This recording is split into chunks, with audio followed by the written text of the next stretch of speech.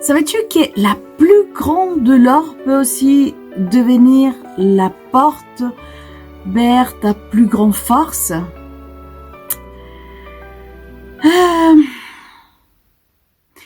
Dans chaque épisode de RAM, je partage mon histoire et j'espère que tu y trouveras aussi la tienne.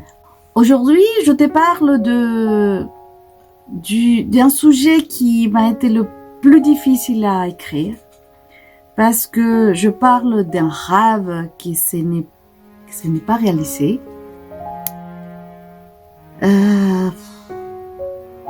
C'est la maternité et la résilience.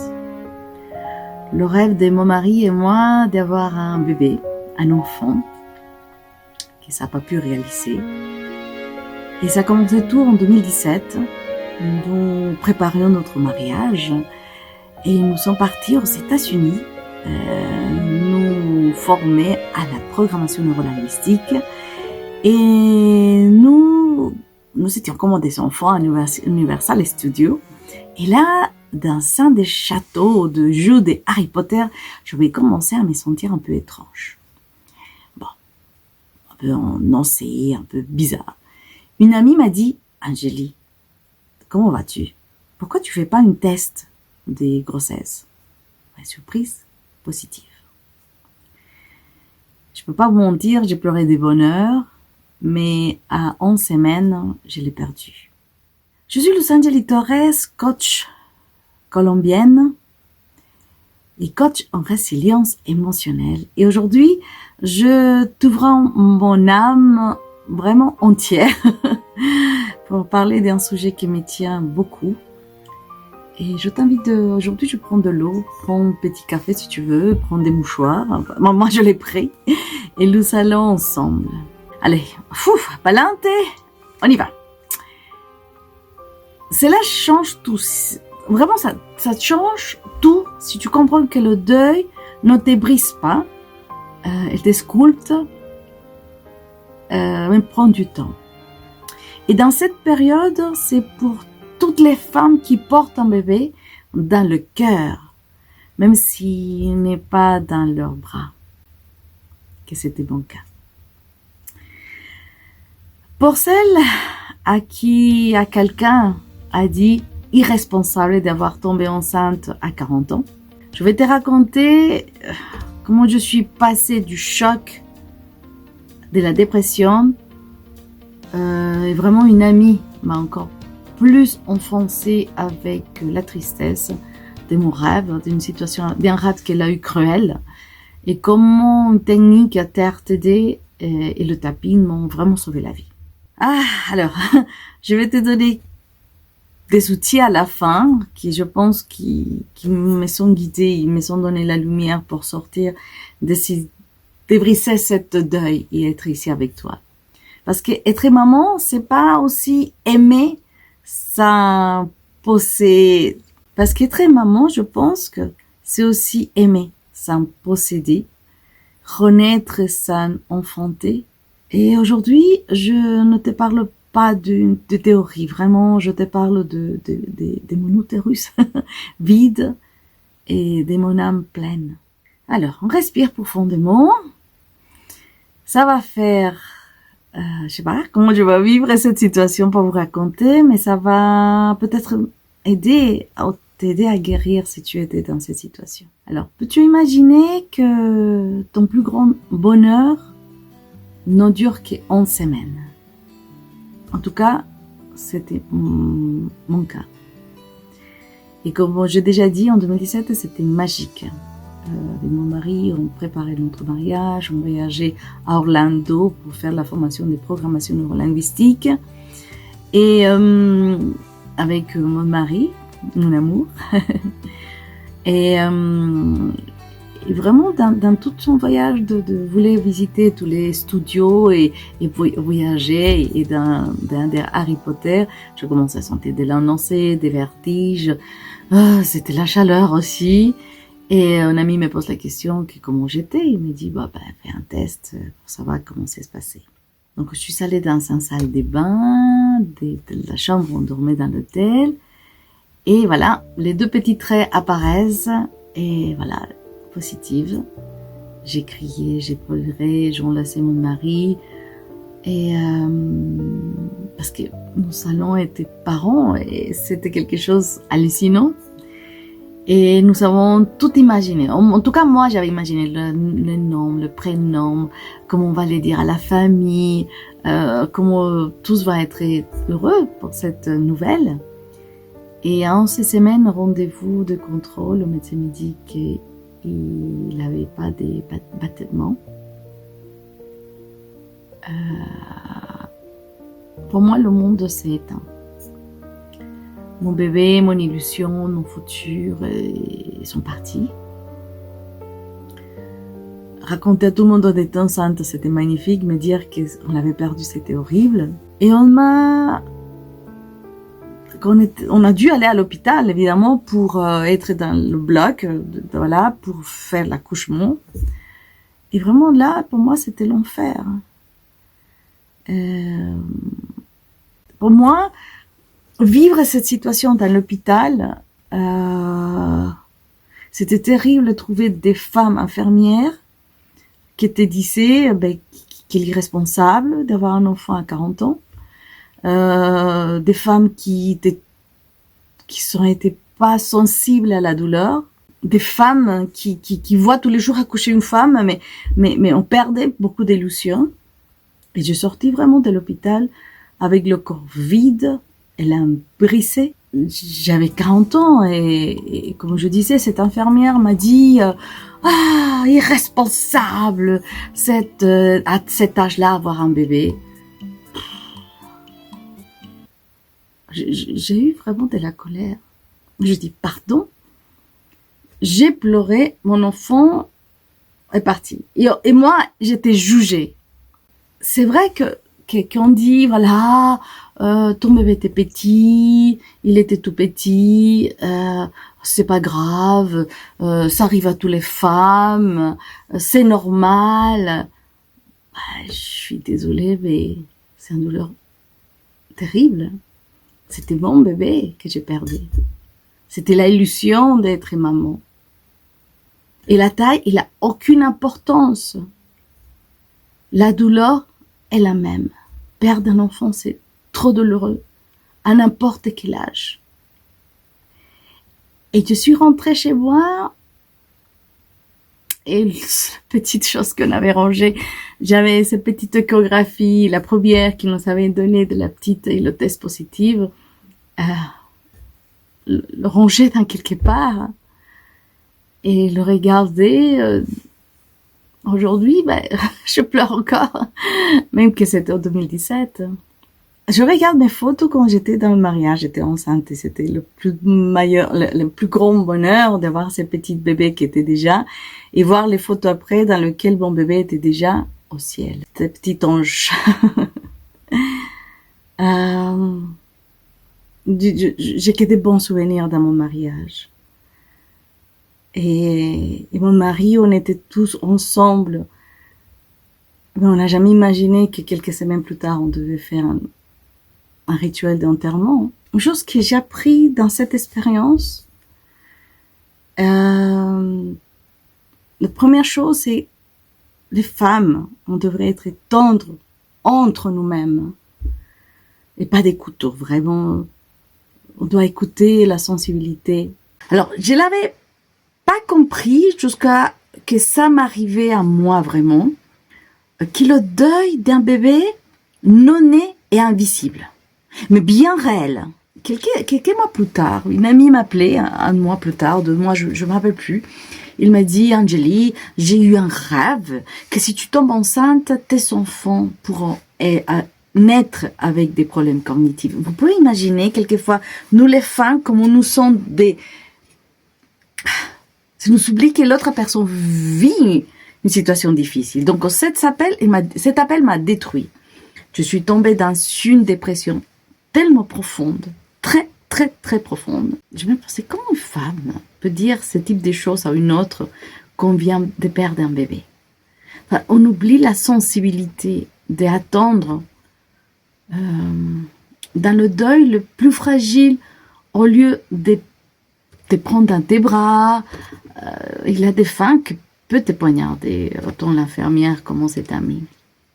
J'ai commencé à penser que peut-être que j'étais un problème, ou que j'étais égoïste, qu'évidemment mon âge était défectueux. Vous n'imaginez pas la culpabilité. Je me suis détestée tout le temps. Je me suis sentie la pire femme du monde. J'ai commencé à travailler ce qu'aujourd'hui on appelle le TRTD, mais avec le tapping. Et mon mari tout le temps était avec moi. Il me trouve en train de pleurer. On s'accouchait dans le lit. Il me dit, si tes preuves, on nous sépare, on nous maintient ensemble.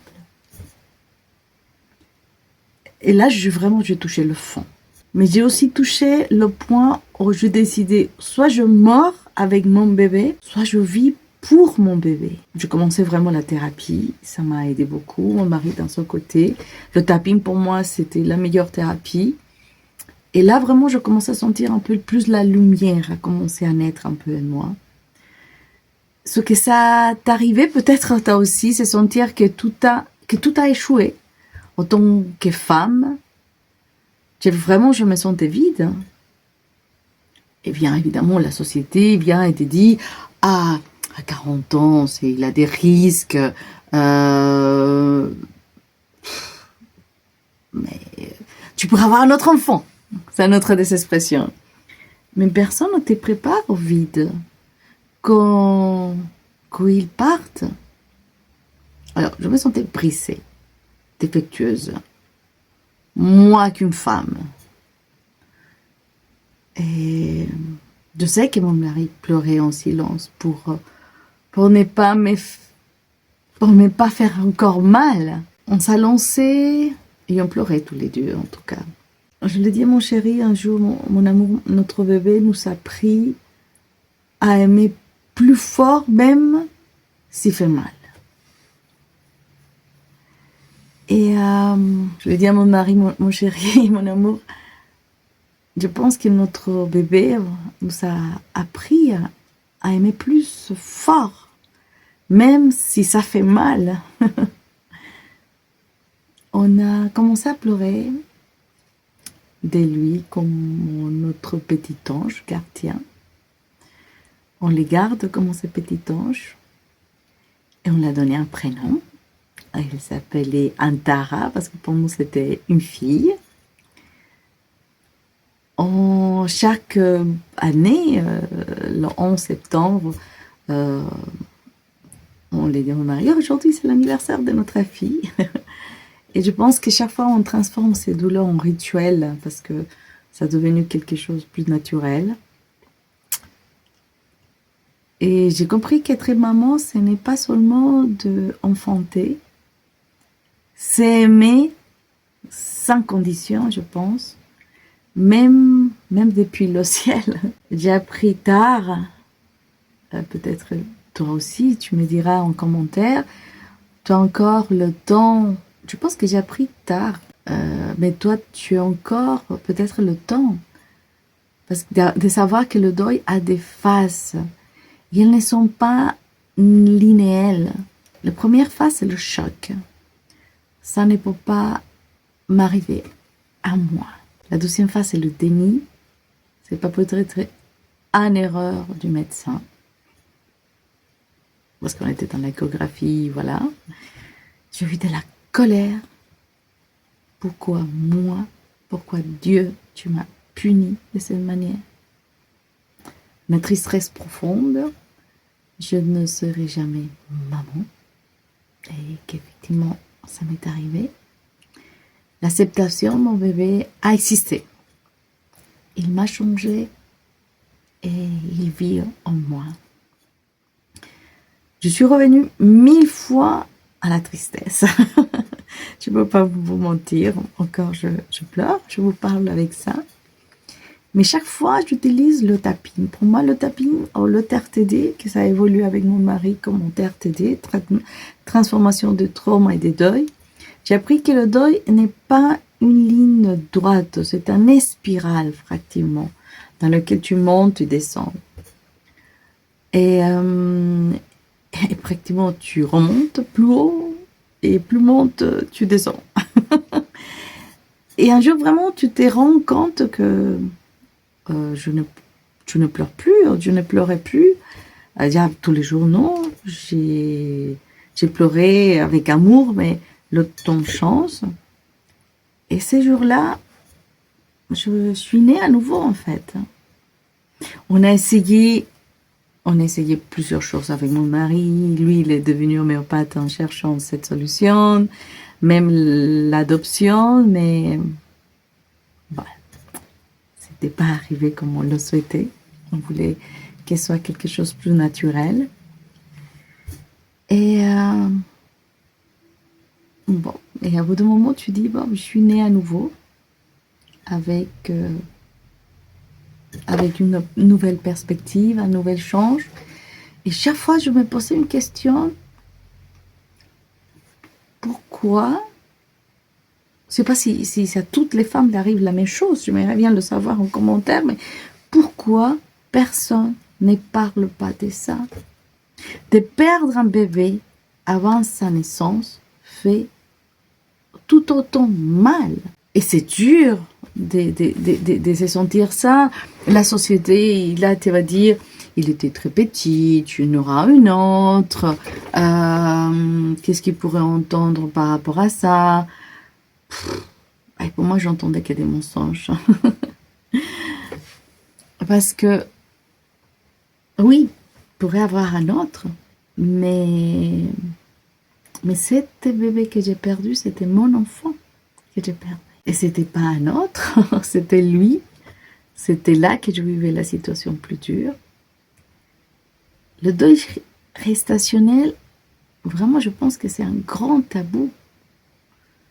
Tu te sens seul parce que personne ne valide ta douleur. Parce que comme le bébé, il n'est pas né, il n'est pas dans tes bras, il n'a pas existé. Mais aujourd'hui, je crie. Ta douleur est réelle. Ta douleur, elle est bien réelle. Ton bébé a existé. Ton amour, il est immense. Et je pense que tu mérites de pleurer, de crier, de guérir. Vraiment, moi aussi, j'ai gardé pour longtemps le silence. Le jour que je parle, c'est aujourd'hui. Je parle pour tous celles qui se taisent. Et c'est aujourd'hui que je parle, parce que c'est difficile de parler avant. Et pour celles qui portent leur petit ange dans le cœur, vraiment, tu n'es pas folle. Tu n'es pas brisée, tu es en deuil. Et ce deuil se respecte. Ce deuil s'honore. Et si tu regardes ceci, ce n'est pas par hasard vraiment. Ta douleur a une date d'épération. Ça, je peux te le dire. Le temps peut-être n'efface pas, mais il adoucit ces sentiments, ces sensations. Un jour, tu te réveilleras en souriant, en te souvenant de son battement de cœur. Et là, aujourd'hui, ça fait 8 ans qu'Antara est au ciel. 8 ans que je suis une maman d'ici, je me sens encore. Et chaque année, pour moi, c'est une solution magnifique. Mais cette année, j'ai décidé de parler, de briser un peu cette rituel que je faisais avant des silences. Et parce que chaque année, pour moi, c'est important de faire un rituel en pensant à ces bébés. Quelqu'un m'a dit d'écrire une lettre, ça aide beaucoup. Je le fais une seule fois et je l'ai brûlée pour elle, pour que lui parvienne au ciel cette petite lettre. Mais vraiment, petit à petit, je transformais mon vide en rituel d'amour. Chaque année, je fais quelque chose de différent. Et j'ai compris que la maternité est aussi spirituelle. Être mère, c'est aimer sans posséder. C'est enseigner au monde que l'amour dépasse le corps. je pense que mon bébé m'a rendue plus forte, plus tendre, plus résiliente vers moi déjà et vers les autres femmes. Et aujourd'hui, j'aide des autres mamans, des anges à renaître. Je l'ai jamais fait, mais parler de tout, je sens qu'aujourd'hui, je suis en train de guérir plus parce que je peux dialoguer avec toi et te raconter mon histoire. Je peux pas te mentir, j'ai écrit cet épisode en pleurant. J'ai effacé plusieurs fois, j'ai réécrit, j'ai pleuré, j'ai enregistré. J'ai arrêté plusieurs fois cet enregistrement parce que même que c'était en 2017, ces souvenirs ça remonte, sans dire que c'est encore en deuil, c'est des douleurs, des larmes d'amour. Parce que si une seule maman d'ange entend ceci, et se sent qu'elle n'est pas seule, je pense que chaque larme que j'ai fait, on valait la peine en fait. Parce que si une seule femme cesse de juger une autre qui a perdu un bébé, ça valait la peine de faire cette vidéo. Et parce que je pense que le silence ça a marqué et l'amour guérit. Et aujourd'hui, je crois que je souhaite briser ce tabou. Aujourd'hui, je crie, oui, je suis maman, j'étais maman, mais si mon enfant vit au ciel, et oui, il vit au ciel, il est là-bas, et je pense que si tu as vécu cette expérience, toi aussi, tu l'es. Ton amour est légitime, ton deuil est sacré, et ta résilience est un miracle, je pense. Je le crois fortement. Il y a toujours un avant et un après. Ma vie avant cette illusion d'Antara, et je pense que avant je croyais d'être maman c'était seulement enfanter. Et je pense qu'aujourd'hui je sais qu'être maman c'est aimer éternellement. Avant je pensais que je me suis culpabilisée tellement. Et aujourd'hui, je m'honore d'avoir été maman. Avant, je me taisais. Vraiment, je gardais beaucoup de silence. Et aujourd'hui, je crie pour toutes. Parce que je ne suis pas toute seule. Il y a beaucoup de femmes comme moi. Avant, j'avais peur de ne pas être suffisante. Et je me sens aujourd'hui suffisante avec mon amour immense. Antara m'a appris que le plus grand amour peut tenir en 11 semaines. Oh, ma chérie. Elle m'a appris que la résilience, ce n'est pas ne jamais tomber, c'est se relever avec le corps brisé et continuer à aimer. Et aujourd'hui, je pense que je me sens plus forte grâce à mon petit ange. Et ça va paraître fou, mais ça fonctionne, donner un nom à ton bébé. Et je lui crée des rituels, des petites choses, mais les donner son nom, c'était très important. Le deuil, il a besoin d'un nom. C'est ça ce que j'ai senti, que le fait de l'avoir donné un nom. Appelle-le, le petit, parle-lui, écris-lui. Ça devient ton ange gardien. Mon ange Antara, il est avec moi. Et je pense que son cœur et son battement, son existence était très important pour moi. Et faire ce que tu sens, faire une bougie, faire un ballon, s'aimer un arbre, faire une lettre à brûler, peu importe, mais que ce soit tant de rituels. Au début de ça, fait encore mal. Mais peu à peu, ça commence à guérir, peu importe les rituels que tu décides de faire. Parce que l'amour ne comprend pas l'absence. Je pense qu'honorer, c'est guérir. Et ton bébé n'est pas parti, il est transformé en lumière. Et toi, tu es son phare. Il est ta lumière et tu es le phare. Et maintenant que tu vis cette situation, je t'invite à observer ce que tu vis. Je vais te parler de plusieurs outils que j'avais utilisés, au rituel, on va dire comme ça. Je t'ai déjà parlé, mais trouver une petite boîte et garder tous les souvenirs que tu as, l'échographie, le test, et une bougie, une lettre. Ça peut être un très joli rituel en attendant que tu vives ce processus. Et moi, personnellement, je touchais cette petite boîte et je lui disais, bonjour mon amour, aujourd'hui, je vis pour toi. J'allumais la petite bougie. Pendant les périodes que je vivais des deuils. Et ça m'a aidé beaucoup. Je me sentais en phare, je respirais, je sentais son énergie. Et je sentais vraiment qu'il m'enlaçait complètement. Je le fais pendant un bon temps. Au début, vraiment, j'ai pleuré beaucoup. Hein.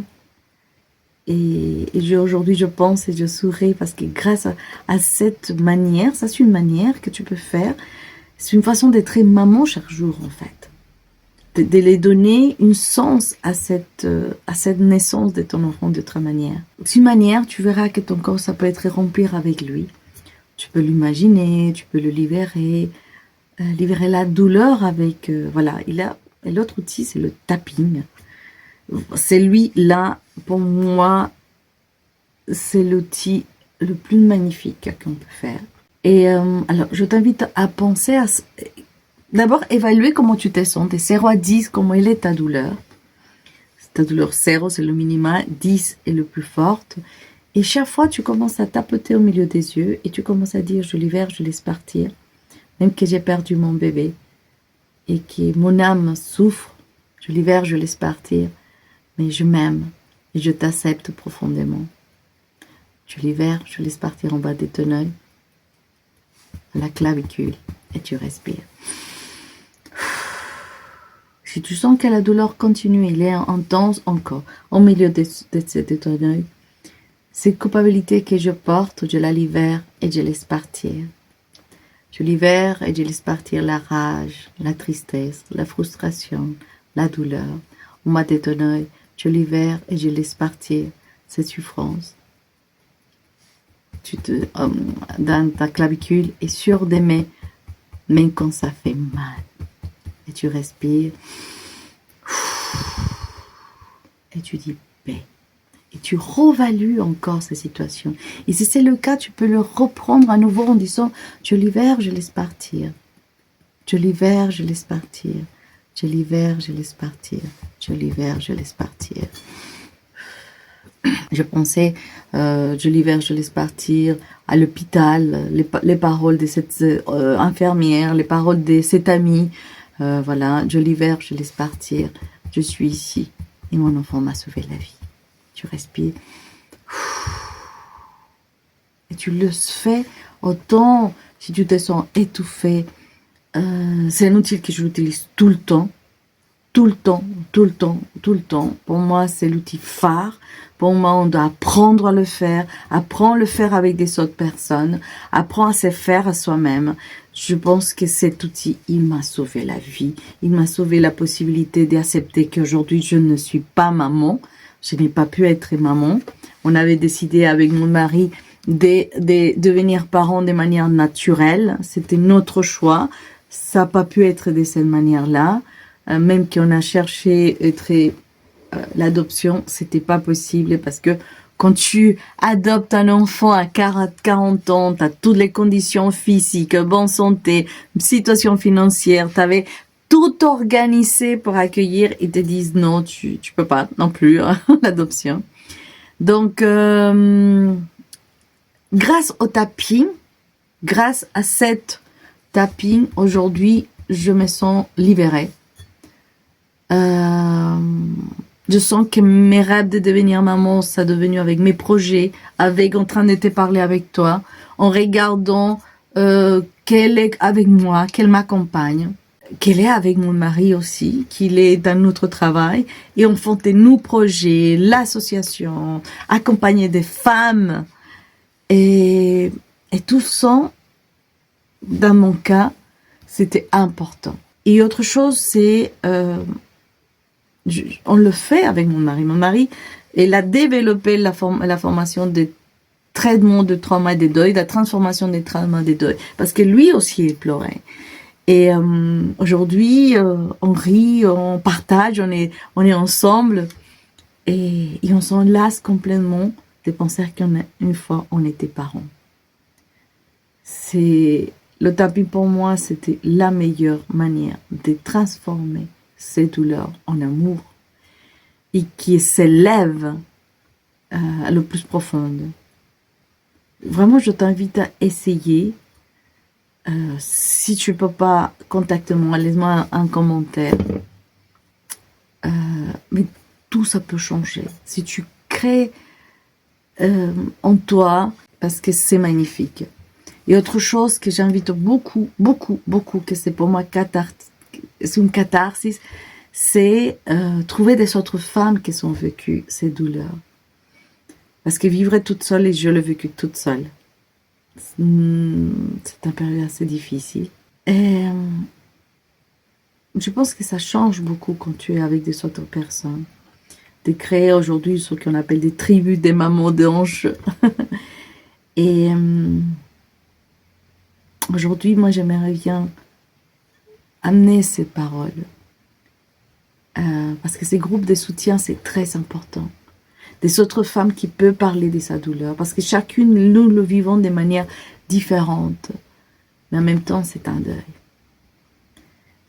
Parce que les mamans qui ont perdu un bébé, c'est difficile de parler.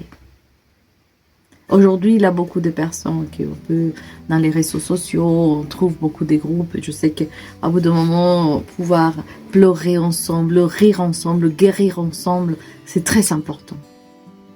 Tu n'es pas toute seule.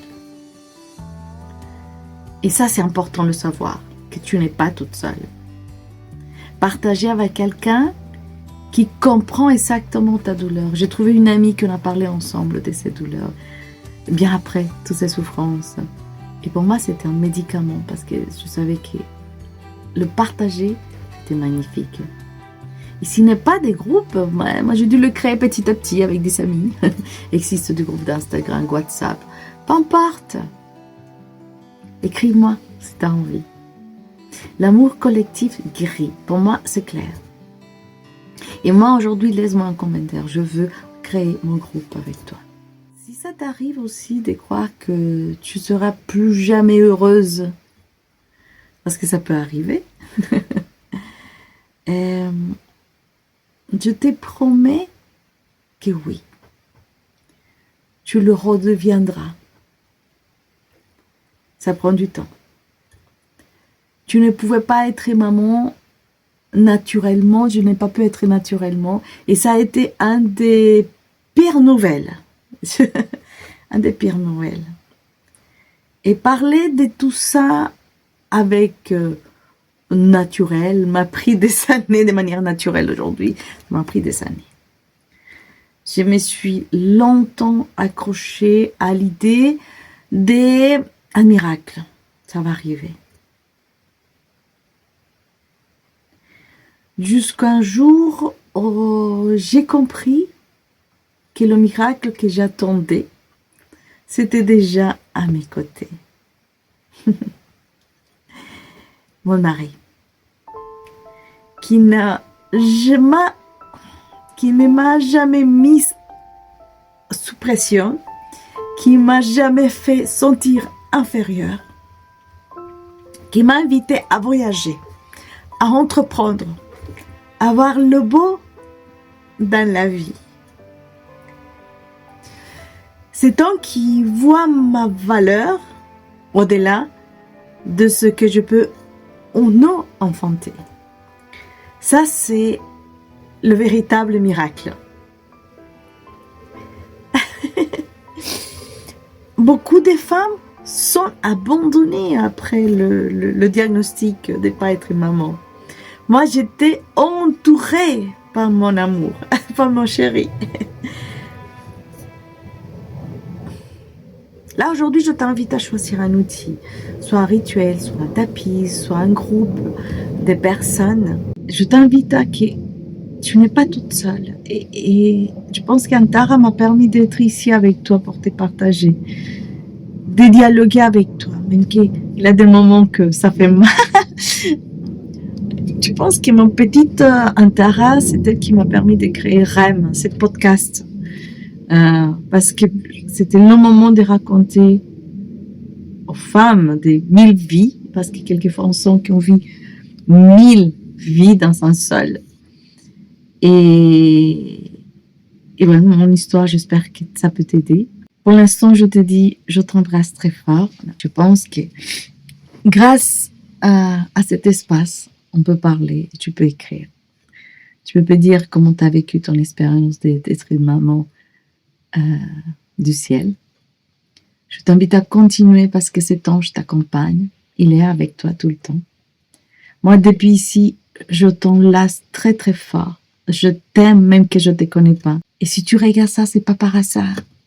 Ta douleur t'a amené ici pour guérir. Et je pense que je ouvre mon âme entière vraiment pour parler de ça. Et je te remercie de m'avoir accompagné dans cet épisode qui m'a tant coûté à écrire, qui m'a tant guéri à l'enregistrer. Et souviens-toi que l'amour d'une maman transcende tout, même qu'on n'a pas le bébé avec toi. Et ton bébé vit dans chaque de tes battements de cœur. Tu es la maman la plus courageuse que je connaisse, même que je n'ai jamais te vue. Mais je t'aime énormément. Et bon, on va se trouver dans un autre podcast bientôt. Et d'ici là, je t'invite à vivre, à aimer, à guérir, sourire avec des larmes. Et comme on dit en Colombie, pa'lante. C'est-à-dire, vas-y, pour toi et pour ton petit ange. On se dit à bientôt pour le prochain podcast.